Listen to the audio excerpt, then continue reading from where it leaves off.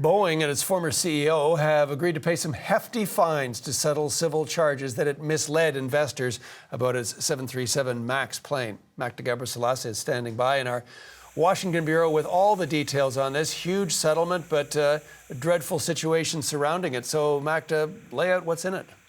Yeah, so the Securities and Exchange Commission really taking the position that Boeing and its CEO at the time put profits ahead of people, and that they now have to pay a price for that. So the SEC says the company and its former CEO misled the public about the safety of its 737 MAX plane. This after there were two crashes. The first crash, of course, happened in 2018. This was the Lion Air 737 MAX that went down in the sea near Indonesia, and that killed 189 people.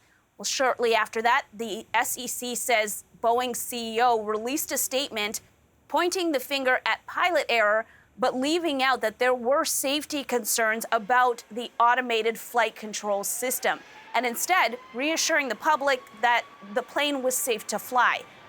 Then a few months later, an Ethiopian Airlines plane crashes minutes after taking off, killing 157 people.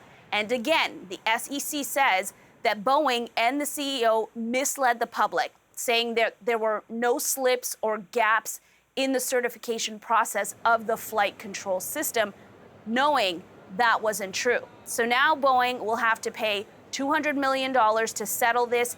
Its former CEO is paying $1 million, and this gets settled without them admitting any wrongdoing or denying anything.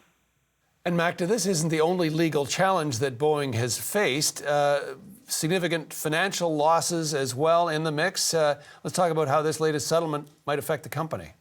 Yeah, so there have been a few legal challenges. Last year, the company agreed to pay $2.5 billion in a legal settlement with the Justice Department, admitting to fraud, essentially. And about $500 million of that was supposed to go to the families of those who died in those two crashes. But some of those families were not happy with the government settling with the company. They felt that they were left out of the process, and they've actually been going to court to try to get that overturned.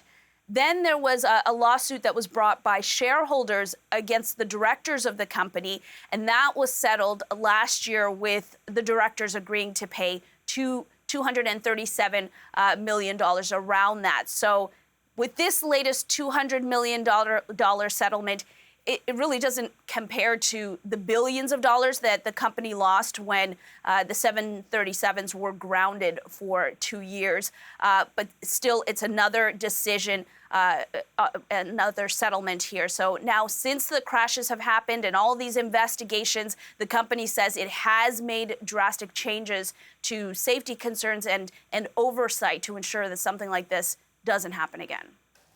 Magda, thanks for this. Magda Gabrisalasa in our Washington bureau.